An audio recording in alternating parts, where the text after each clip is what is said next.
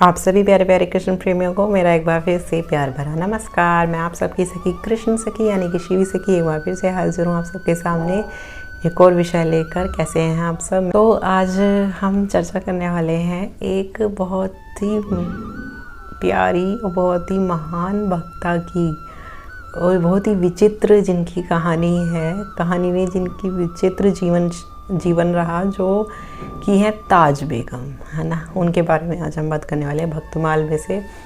क्यों मैं आज उनके बारे में बात कर रही हूँ आज? क्योंकि मैंने कल परसों कुछ दिन पहले मैं उनका चरित्र पढ़ रही थी। उनके पढ़कर चरित्र बड़ा ही भावुक महसूस रहा। और जैसे कि मैं आपसे कहती रहती हूँ कि देखो, भक्तों के चरित्र हमें हमेशा पढ़ते रहने चाहिए। लोग मुझसे पूछते हैं कि क्या करें, मैया बताइए, दीदी बताइए कि मुझे ठाकुर जी से प्रेम हो जाए, हमारे साथ हमें भी इतना प्रेम हो जाए भगवान से कि हमें सिर्फ भगवान अच्छे लगने लगे, संसार में कोई इच्छा ना बचे। कैसे? तो ये सब पता है प्रेम कैसे पैदा होता है? हमें भक्तों के चरित्र सुनने चाहिए, बहुत ज़्यादा। भक्तों के चरित्र हम जितने सुनेंगे ना, अलग अलग, जो कि अच्छा इस भक्त के साथ ऐसे किया, इस भक्त के साथ ऐसे किया, तो आपके अंदर ना जिज्ञासा और भगवान की प्रति अट्रैक्शन जो है वो जागता चला जाएगा। तो इसलिए निरंतर पढ़ते रहने चाहिए। कोई भी वो हो आप चरित्र किसी भी भक्त के। भक्तमाल है और आजकल तो वीडियो अपलोडेड है, तो आपको पढ़ने की भी नहीं, सुनते रहिए, ईयरफोन लगाइए और सुनते रहिए चरित्र भक्तों के। तो बड़े अच्छे अच्छे वाचक हैं जो सुनाते हैं। और सबसे बड़ी बात ये, ठाकुर जी पता है सबसे ज़्यादा प्रसन्न होते हैं जब हम ठाकुर जी की जब हम भगवत चर्चा करते हैं, तब तो प्रसन्न होते ही हैं।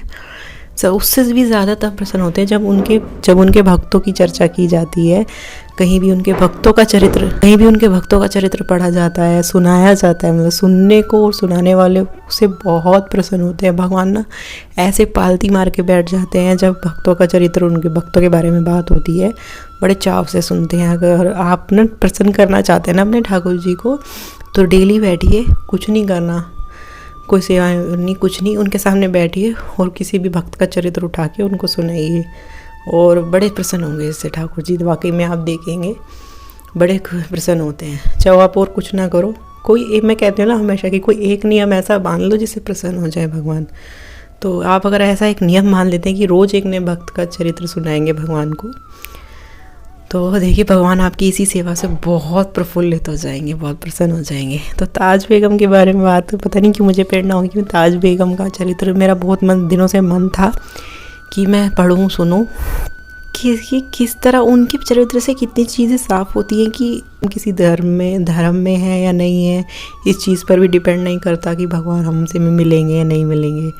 ताज बेगम जो थी, जो बाई चांस हुई तो हिंदूज में, लेकिन हुई तो मुस्लिम धर्म की थी, लेकिन जो उनका शरीर था, लेकिन वो वाली मुस्लिम थी जो ज़बरदस्ती उस टाइम मुग़लों के टाइम कन्वर्ट कर दिए गए थे कि उनको, जो उनकी जो पीढ़ियाँ थी, उनको ज़बरदस्ती कन्वर्ट किया गया था मुस्लिम में। तो उनकी पीढ़ियों का वो चलता आ रहा था, लेकिन वे थी चौहान, यानी कि राजपूत थे उनकी पीढ़ी। लेकिन अब तो वो पीढ़ी गायब हो गई थी, बस उनका अब फिर मुस्लिम ही चलने लग गया था। लेकिन काफ़ी सारे रीति रिवाज उनके जो थे वो हिंदू की तरह थे।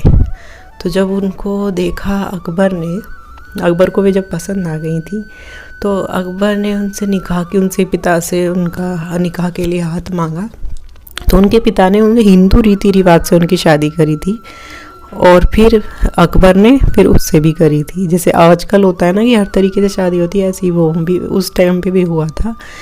ऐसे शादी की और निकाह पड़ा। पहले हिंदू रीति रिवाज से फेरे लिए गए, फिर निकाह पड़ा गया। अब अकबर की भी ना बहुत पता है आप लोगों को, कई लोगों को पता नहीं होगा शायद, कि ना भक्तमाल में अकबर का भी नाम आता है। अब पूछेंगे क्यों भाई? क्योंकि अकबर तो कोई भक्त थोड़ा ही था, लेकिन अगर आप देखोगे ना, अकबर की एक इमेज बहुत अच्छी आती है हिस्ट्री में। स्वामी हरिदास जी की कृपा उससे बहुत हुई, क्योंकि जो जो संगीतकार था, जो तानसेन उनका शिष्य था, तो वो संतों को मानता था और वो सेवा भी पहुँचा आता था मथुरा वृंदावन में संतों की, क्योंकि उसने चमत्कार कई बार देख लिए थे। तो वो प्रताड़ना ही नहीं देता था भगवान के भक्तों को। जैसे उस टाइम क्योंकि उसके बाद जो औरंगजेब वगैरह है, उन्होंने बहुत उन्होंने मथुरा के मंदिर भी तोड़वाए हैं काफ़ी, और उसी टाइम की बात है। वहाँ से कई सारे राधा गोविंद देव जी, वहाँ कई सारे हमारे जो ठाकुर जी हैं वहाँ से पंडितों ने बचा करके उन्हें राजस्थान पहुँचवा दिया था, क्योंकि उस टाइम औरंगज़ेब सब कुछ तबाह कर रहे थे हिंदुओं का। उसी टाइम पर कुछ जो हमारे ठाकुर जी थे जो वृंदावन के थे वो राजस्थान चले गए थे। लेकिन वो उससे भी पहले की समय की बात है। अकबर ऐसा नहीं था, संतों की बहुत आदर करता था, सम्मान। उसके सभाओं में भक्तजन संतजन आते रहते थे, सेवा भी पहुँचवाता था, और जो भी किसी भक्त को देखता तो उसको आदर करता था और उसको सपोर्ट करता था। तो इसीलिए अकबर की बीवियों में भी आपने जोधा का नाम सुना होगा, जो कि ठाकुर की भक्त थी, और एक ताज बेगम भी थी जो कि श्री कृष्ण की अनन्य भक्त थी। तो हमारे गुरुदेव भी सुनाते हैं वैसे तो। ताज बेगम थी, उनको ना जिज्ञासा थी शुरू से ही कि कौन होता है, अल्लाह कैसा होते हैं, बिस्मिल्लाह कैसा होते हैं, ऐसा खोज। एक ना जो भी ऐसा इंसान होगा ना जो स्पिरिचुअलिटी में बढ़ेगा, उसके अंदर ना बचपन से एक क्यूरियोसिटी होगी ये जानने की कि आफ्टर डेथ क्या होता है, मरने के बाद क्या होगा, मरने के बाद हम कहाँ जाएंगे, क्या होगा, इसके ऊपर आगे क्या है, उससे पहले क्या था। उसके अंदर एक क्यूरियोसिटी होगी, जैसे कि मेरे अंदर भी थी पहले से ही। सच बताऊँ तो अच्छा मर जाएंगे, सब मर जाएंगे, फिर क्या होगा, मतलब ऐसे ऐसे क्वेश्चन उसके अंदर उसको ना चैन से नहीं बैठने देते। तो जब उसे बताया गया कि खुदा कहाँ है, कहाँ मिलता है, तो उसको बताया कि हज करिए, हज से मिलेंगे। फिर फिर वो कहीं कुछ अलग अलग कहानियाँ आती हैं, कहीं कुछ बताई जाती है, कहीं कुछ। तो किसी ने उनको जब वो हज के लिए ले जाया गया, अकबर ने इंतज़ाम करवाया, तो रास्ते में जब मथुरा पड़ा, वहाँ पे हर तरह कीर्तन भजन हो रहे थे। तो उनसे पूछा गया कि ताज बेगम ने पूछा यहाँ क्या हो रहा है। तो उन्होंने पूछा यहाँ कि बेगम यहाँ पर तो एक हिंदुओं का छोटा खुदा रहता है। तो ताज बेगम, जिनका कहते हैं ना भगवान ना उस पर रीझते, वो ये नहीं देखते कि जिसका मन थोड़ा निर्मल हो, सॉफ्ट हो, सेंसिटिव होगा ना, भगवान उस पर जल्दी, कहते हैं ना जैसे कोरोना, जिसकी इम्यूनिटी कमज़ोर है उस पर जल्दी इफेक्ट करेगा, ऐसे ही भगवान रूपी ये जो रोग है ना, ये उसी पर जल्दी इफेक्ट करता है जो जिसका हार्ट या हृदय अंतःकरण थोड़ा सॉफ्ट नेचर का होगा, सेंसिटिव होगा और निर्मल होगा। तो ताज बेगम ऐसी ही थी। तो उन्होंने कहा कि अच्छा पहले छोटे खुदा को ही देख लेते हैं, बड़े को पहले छोटे को देख लें, पहले बड़े को तो फिर बाद में देखेंगे, पहले छोटे को कई दीदार कर लेते हैं। तो सबने उनको बताया कि हिंदू का खुदा तो दिखता भी है, बांसुरी भी बजाता है। तो वो तब से जब उन्होंने राधा गोविंद जी के अकबर के साथ जाके दर्शन करे, वहाँ बिठा, उस टाइम पे ना मुस्लिम लोगों को वहाँ एंट्री नहीं थी मंदिर में। तो अकबर को जब जिज्ञासा जगी, उसने कई चमत्कार देखे संतों के, तो वो भी दर्शन करने गया। ताज बेगम उनके साथ ही, ऐसा बताया जाता है। तो गोस्वामी ने कहा कि एक खिड़की है वहाँ से, सामने से, वहाँ से बिठा के आप गोविंद देव जी दिख जाएंगे, वहाँ से दर्शन कर लीजिए। तो पहले अकबर ने दर्शन करे वहाँ बैठ के, वहाँ से खड़े होने के बाद फिर ताज बेगम जब बैठी, बस वो तो उन्हीं को ही दिल दे बैठी। और उस दिन से फिर उन्होंने उस दिन से फिर वो जब अंदर रहने लगी, जब महल में वापस आ गई दिल्ली, उस टाइम वो अकबर का था, कई सारी बेगमें थी, तो उनको जो सानिध्य मिला जोधा श्री कृष्ण की भक्ति, और एक और थी वहाँ पर, किसकी बेटी थी ना जाने, लीलावती, और वो कई सारी थी। तो ये दोनों, उनको एक संग मिल गया था, इसीलिए कहते हैं कि संग बहुत ज़रूरी है भक्ति को हमारी लगातार घी डालने के लिए। तो वो उसको बैठ जाती थी, और बेगम में तो इतनी थी अकबर की कि मिलने का नंबर भी 1 साल में आता होगा सबसे, तो वो बैठ जाती थी, हर चीज़ की सुख सुविधाएँ, और क्या करें, श्री कृष्ण की चर्चा करने लगती, जोधाबाई और ताज बेगम। तो उसके अंदर भी ना प्रीति जगने लगी, तो इतनी बढ़ने लगी कि अब श्री कृष्ण से मिलने की इच्छा जगने लगी, विरह होने लगा, वियोग का जो रोग है वो बढ़ने लगा दिन पर दिन। तो कहानी तो बहुत लंबी है, उनकी कहानी नहीं। जब दिन पर दिन ये रोग बढ़ने लगा, उन्होंने सोचा कि अब मुझे दर्शन करके आने हैं, मुझे गुरु चाहिए, कि गुरु के बिना कहते हैं कि नहीं। तो वो जो गुरु को उन्होंने एक चिट्ठी लिखवाई, गुरु किसी के हाथ भिजवाई, क्योंकि वहाँ से वृंदावन से आना जाना होता रहता था किसी ना किसी का अकबर के महल में। तो उन्होंने कहा कि देखिए, उन्होंने अपनी सारी व्यथा उसमें लिख दी कि अब मेरा यहाँ रहना व्यर्थ है, अब जिस जीवन के उद्देश्य से मुझे मिला है जीवन, मैं सिर्फ वृंदावन दर्शन करने ही नहीं, मैं वहीं बस कर गोविंद के लिए ही जीना चाहती हूँ। ये कैसे मुमकिन होगा बिना अकबर की इजाज़त के। तब उन्होंने पढ़ के लिख कर भेजा था जवाब में उनके गुरु ने कि वहीं रहो और उसकी आज्ञा मानो, पति की, मतलब कि जो लौकिक पति यानी कि अकबर है उसकी आज्ञा मानो, और जब वो आज्ञा मान के जब वो खुश हो जाएगा तो अपने आप इजाज़त दे देंगे। तो ये कह के और वो आ गई। फिर वो इंतज़ार करने लगी, लेकिन अकबर ना एक अच्छे हृदय का था और संतों का सम्मान करता, उसके ऊपर संतों की कृपा थी, इसलिए उसका नाम भक्तमाल में आता है। तो जब उसने देखा कि, तब उसने रिक्वेस्ट करी धीरे धीरे ना, हाँ, ताज बेगम ने अकबर से कि ऐसे से मुझे ना वहाँ जाना है मुझको वृंदावन में रहने के लिए।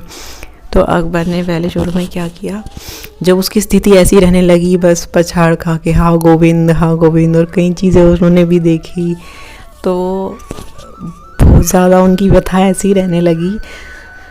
तो उसको देख करके अकबर समझने लगा कि ये बहुत दुर्लभ स्थिति है जो मेरी बेगम को जिसमें चल रही है, मैं बहुत सौभाग्यशाली है। तो अगर मैं इसको हस्तक्षेप करूँगा तो मैं बहुत बड़ा नुकसान उठाऊँगा। उसको ये भी पता था क्योंकि वो पहले भी कई ठोकरें खा चुका था। तो उन्होंने कहा तो इसलिए वो इससे अच्छा है। तो उसने क्या करा, उसने वृंदावन तो नहीं, उसने कहा कि तुम मेरे आगरा वाले किले में मैं तुमको ले चलता हूँ। तो वो अपने साथ उस बेगम को, ताकि वहाँ दिल्ली में भी किसी को पता ना चले कि ताज बेगम को तो वहाँ वृंदावन में छोड़ आया, उसकी बेगम तो ऐसे घूम रही है, मान प्रतिष्ठा का भी कुछ वो ना हो। तो बेगम ने कहा कि मैं आपके हाथ जोड़ती हूँ, मैं बिल्कुल छुप के रहूँगी, किसी को पता नहीं लगेगा मैं अकबर की बेगम हूँ और आपकी अनुमति के बिना मैं जा नहीं सकती। तो अकबर ने उनको आगरा के किले में रहने के लिए भेज। तब वो वहाँ से आती जाती रहती थी, अब चली गई फिर 15 दिन में आ गई, ऐसा हो जाता था।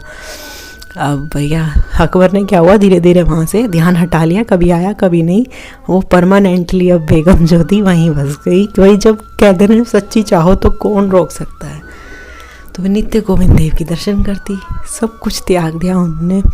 हालांकि उनको अंदर तब जाने की अनुमति हो गई थी कि सबको पता था कि अकबर की बेगम है, लेकिन वो ना मर्यादा नहीं तोड़ती थी अंदर जाने की कि मेरा शरीर मुस्लिम है, मैं नहीं आ सकती, लेकिन तो आ सकता है।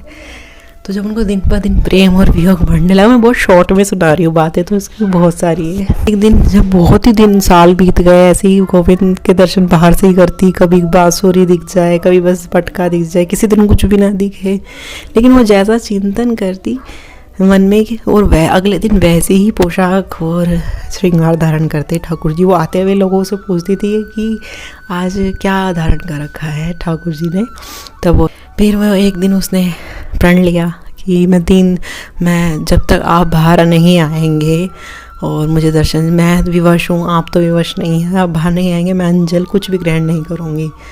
फिर 1 दिन बीता, 2 दिन बीता, और बेहोश होकर के यमुना की रज में वे लेट गई। और तर बितर बेगम जो महलों में रहने वाली, हर सुख सुविधा में रहने वाली जो बेगम थी, जिसके तन पर एक से एक वस्त्र आभूषण थे, आज वो रज में लेटी हुई, अस्त व्यस्त उसके वस्त्र और रज में, आंसुओं में रज में भीगी हुई, हाँ गोविंद बेहोश होके जब तीसरे दिन की मध्य रात्रि हुई, तब उसे गोविंद एक नीले प्रकाश के सामने खड़े दिखे, थाल लेकर सोने की, वही प्रसाद जो गोविंद देव के मंदिर में था कि ताज सुनो मैं आ गया ताज। तब वो उनकी आँख खुली, उसने देखा कि वो बेहोश होकर फिर गिर गई। जब वो उठी तब उसने देखा कि उस भगवान ने उसको प्रसाद भी पवाया, उसे सब याद था, लेकिन वो फिर बेहोश हो गई थी। कहीं कुछ बताया जाता है, कुछ थोड़ा बहुत डिफरेंस देखिए, इतिहास की बातों में हो ही जाता है कहीं कुछ, तो उसमें आप ये ना करें कि नहीं ये नहीं हुआ था। जो मेन बात है वो ये था कि भगवान उससे मिलने आए थे और प्रसाद पवाया था। सुबह को उस थाल की खोज जब हुई तो ताज ने वो धो करके सोने की थाल और वो पानी का पात्र भिजवाया मंदिर में। तब सब है माने कि अरे ये वहाँ कैसे पहुँचा, इसका मतलब ताज तो ये है वो है। तो वो ना डर गई कि अच्छा गोविंद मेरी प्रचार करवाना चाहते हैं, मेरा नाम वो करना चाहते हैं, मैं वो वहाँ से चुपचाप खिसक गई और एक गहरे वन में रहने लगी। उनकी समाधि है आज भी वहाँ पे, मेरा तो मन है वहाँ पर भी जाऊँ इस बार। तो वो वहाँ रहने लगी। तो भक्त तो यार ऐसे होते हैं, मतलब हम तो कुछ भी नहीं है कि मतलब भगवान उनका प्रचार चाह रहे हैं करना कि सबको पता लगे, वो फिर भी छुपा करके भाग गई कि अब सब मुझे प्रणाम करेंगे, मैं तो खुद प्रणाम करने लायक नहीं हूँ और इतनी महान भक्ता। तो ये होती है दैन्यता, मतलब हम तो कुछ भी नहीं है। चलते उसके बाद कितना रही वे कितना नहीं, बहुत कम समय जीवित रही, क्योंकि ऐसी स्थिति के बाद ना कोई भी इंसान नहीं जीवित रहता ज़्यादा। देह धारण करना बहुत मुश्किल हो जाता है ऐसे टाइम के बाद, जब प्रत्यक्ष कोई अनुभूति कर ले भगवान की, उसके बाद देह नहीं धारण की जा सकती। और उसके बाद तो फिर वो बहुत मुश्किल से ही टिक पाता है इस देह में। ये जो देह मतलब ये शरीर कह रही हूँ, बहुत मुश्किल से टिक पाता है। फिर तो वो चिन्मय देह से भगवान की सेवा में ही वहाँ स्थापित हो जाता है जल्द से जल्द। वो उसको धारण ही नहीं कर पाता। को भी एक बताया था, एक और चरित्र बताऊंगी, उसमें बताऊंगी मैं आपको बाद में। चरित्र बड़े सुनने चाहिए, अच्छे होते हैं। तो इसमें मैंने आपको शॉर्ट में बताया तो कि कैसी स्थिति हो जाती है भगवान की प्रत्यक्ष अनुभूति के बाद। तो बहुत मुश्किल हो जाता है धारण करना। ऐसे में शरीर को ज़्यादा दिन टिकता नहीं है इंसान। तो उसके बाद नहीं पता कि ताज बेगम कितने दिन रही, साल भर, महीना भर, 15 दिन।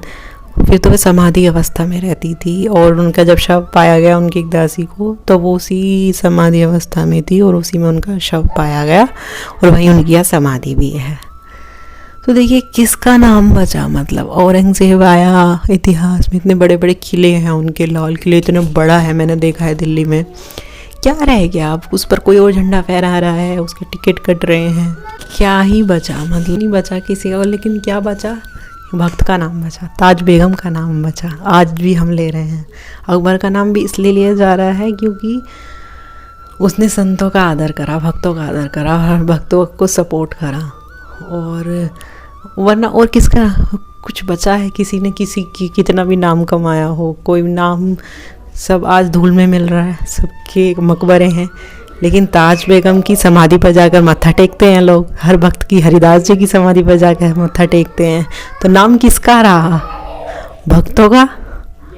तो इसलिए जीते जी कितनी गाली दी जाए भक्तों, कितनी भी गाली दी जाए भक्तों को, लेकिन ना वो गाली ना बाद में भगवान उसका हिसाब बराबर पूरा करवाते हैं। बाद में नाम भक्त का ही रहता है, हालांकि उसको इस चीज़ से क्या फ़र्क पड़ता है। ठीक है, आज के लिए इतना ही। मेरा बेटा आ गया, शोर मचा रहा है। कैसा लगा, और ना भक्तों के चरित्र ज़रूर सुनने चाहिए भाई, बहुत प्रेम में आग लगती है, बढ़ती है ना। अब मैं चलती हूँ, मुझे आज्ञा दीजिए। हरे कृष्णा, राधे राधे।